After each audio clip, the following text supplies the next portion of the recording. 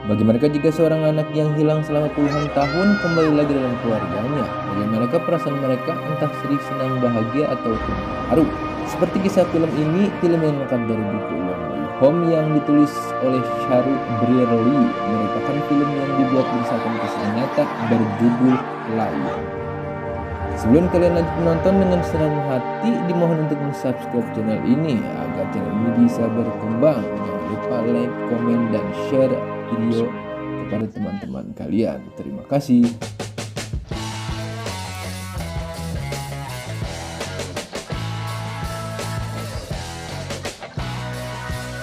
Untuk kalian yang lagi rungsing, rungkat, ataupun rungsep, bahkan tagihan pinjol yang mencapai stadium akhir, ataupun ketika tetangga memiliki motor dan mobil baru membuat kalian stres, hilangkan masalah tersebut, Markiton. Film diawali ketika seorang penjaga gerbong yang berusaha menangkap dua orang kakak beradik yaitu Sharu dan Gudu yang sedang melakukan aksi pencurian batu bara di atas gerbong kereta. Yang mana batu bara tersebut biasa mereka tukar dengan beberapa bungkus susu di warung Ucok. Namun sayangnya mereka berhasil lolos karena mereka licin seperti para koruptor di negeri ini.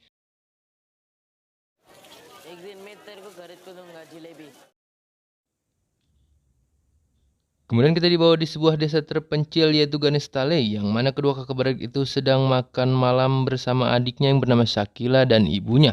Yang tak lama kemudian ibunya harus pergi meninggalkannya untuk bekerja karena ibunya merupakan seorang single parent. Kemudian scene beralih di mana sang kakak yang bernama Gudu itu ingin bekerja di sebuah stasiun, yang mana ia harus meninggalkan kedua adiknya Sharu dan Shakila. Sementara Sharu yang mengetahui bahwa kakaknya akan pergi bekerja memaksa untuk ikut dengan kakaknya. Gudu yang khawatir karena adiknya itu masih kecil menolaknya.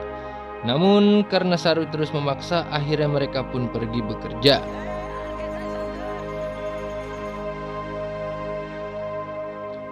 Sesampai di stasiun, Sharu yang tak kuat menahan kantuknya akhirnya hanya tertidur di atas bangku stasiun. Melihat adiknya tak kuat menahan kantuk, akhirnya Gudu memutuskan untuk pergi meninggalkan adiknya dengan berpesan bahwa adiknya harus tetap di sini sampai ia kembali.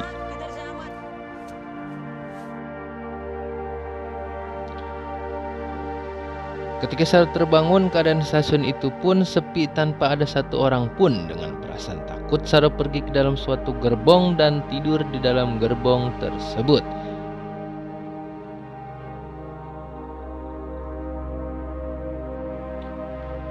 Hingga keesokan harinya, Sharu yang tersadar pun panik karena gerbong yang ia tumpangi membawanya pergi jauh ke suatu tempat yang ia tidak ketahui. Walaupun Sharu berusaha keluar dan berteriak meminta pertolongan, tidak dapat menghentikan gerbong tersebut. Hingga akhirnya Sharu pun sampai ke sebuah stasiun jauh dari rumahnya.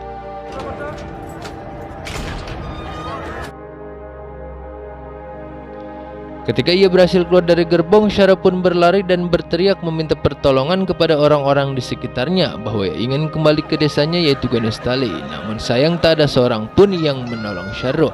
Hingga akhirnya ia bertemu dan bergabung dengan sekelompok anak jalanan di daerah itu.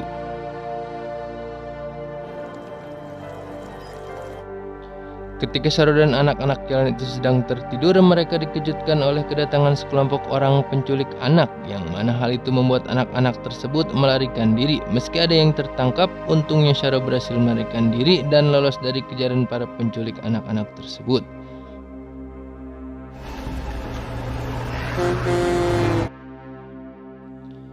Keesokan harinya Sharu bertemu dengan Nur, wanita yang menolongnya, yang mana sebenarnya Mpok Nur ini adalah anggota sindikat penjualan anak kecil yang ingin menjual Sharu di media sosial. Sharu yang mengetahui niat buruk Mpok Nur itu berusaha melarikan diri dan ia pun berhasil.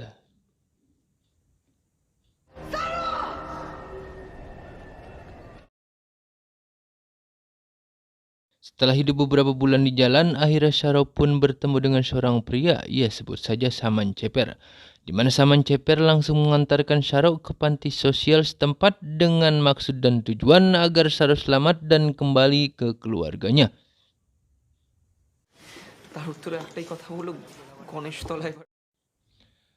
Pihak dinas sosial yang berusaha menolong Syaro pun tidak mendapatkan titik terang tentang keberadaan keluarga Syaro, yang mana ketika diberikan pertanyaan tentang dari mana dirinya berasal, Syaro hanya ingat bahwa ia berasal dari Ganesh Talai, yaitu desa terpencil di lereng gunung yang tak banyak orang tahu.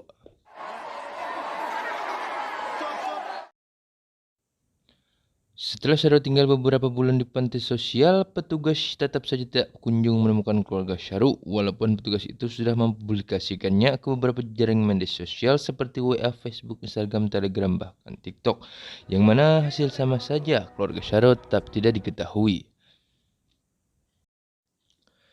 Sampai suatu hari ada pasutri yang berasal dari Australia, yaitu Mr. John dan Nyonya Su yang berniat mengadopsi Syaro. Kemudian pihak dinas sosial yang mengetahui tentang niat dan tujuan pasutri itu segera memberikan penjelasan kepada Syaro bahwa dia akan diadopsi oleh keluarga bule asal Australia itu. Syaro yang tadinya menolak akhirnya mau karena diyakinkan oleh pihak dinas sosial tersebut.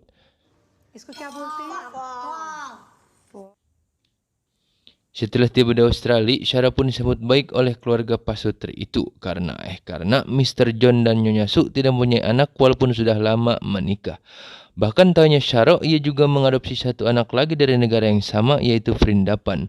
Anak itu bernama Mantos yang kepalanya pelontos seperti permen, yang mana sebenarnya si Mantos ini mempunyai kelainan gangguan mental seperti sering memukul-mukul dirinya sendiri, makan sabun, tidak rajin menabung, bahkan juga sering mencuri pakaian dalam wanita. Kemudian kita diperlihatkan di mana Syaro dan Mantos pun sudah beranjak dewasa. Syaro yang dulunya kumal jarang mandi akibat kekurangan air bersih, kini bertransformasi menjadi ganteng dan maskulin. Beda halnya dengan Mantos yang mempunyai kelainan sejak kecil. Ia hidup menyendiri di pesisir pantai jauh dari pemukiman warga. Kemudian scene pun berada di mana Syaro dan kekasihnya sedang berkumpul di kediaman temannya, yang sebut saja Rahmat, di mana Rahmat ini sebenarnya mempunyai garis keturunan India juga sama seperti Syaro. Sampai akhirnya Syaro melihat seonggok kue, yang mana kue ini bernama jalebi atau yang sering kita kenal dengan dapros.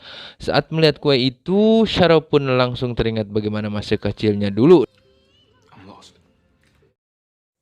dan bercerita kepada teman-temannya bahwa ia hilang dan tersesat sejak kecil. Yang sebenarnya Mr. John dan Nyonya Su ini bukanlah orang tua kandungnya. Setelah kejadian di rumah Rahmat itu, Syaro selalu dibayang-bayangi tentang masa lalu dan ingatan terhadap keluarga kecilnya. Bahkan ketika ia sedang melakukan tindakan agresi militer kepada kekasihnya, bayang-bayang itu selalu muncul, yang akhirnya membuat ia memutuskan untuk mencari keluarganya di Ganesh Talai. Segala cara ia lakukan untuk mencari keberadaan desa dan keluarganya tersebut, salah satunya menggunakan aplikasi Google Earth, di mana ia mulai mencari stasiun tempat ia tertidur dan tempat-tempat yang masih ada dalam ingatannya.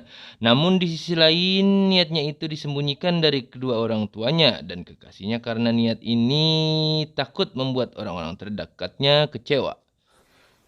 Hold on. Got a cramp.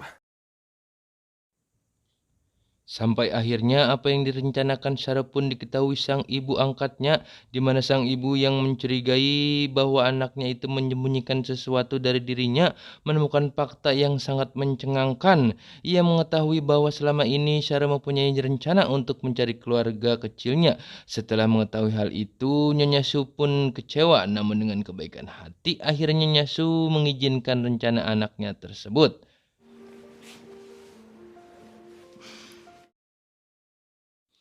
Setelah mendapatkan izin dari kedua orang tua dan kekasihnya, dengan tekad bulat dan niat yang kuat, akhirnya Syaro pun memutuskan pergi ke kampung halamannya di negeri Vrindapan itu.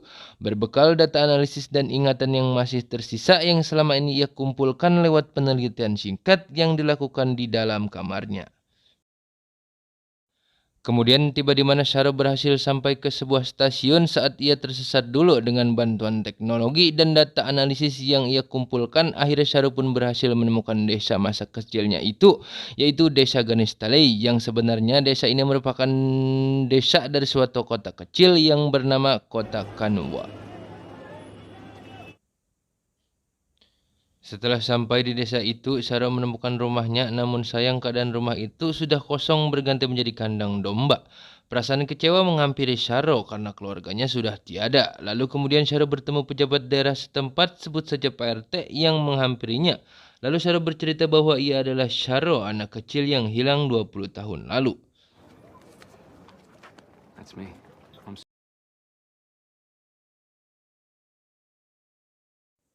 Pak RT yang bingung dan seakan tak percaya langsung mengajak Syahro untuk mengikutinya dan menunjukkan di mana ibu dan keluarga kecilnya tinggal saat ini.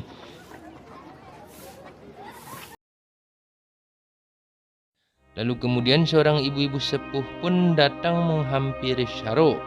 Ya, ibu-ibu ini adalah ibu kandungnya Syahro, yang mana dengan penuh haru, bahagia, emosional, akhirnya Syahro bertemu dengan ibunya dan adiknya Syakila.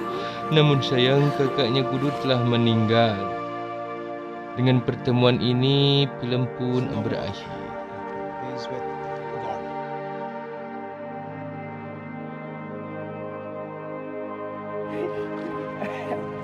It's me, sir.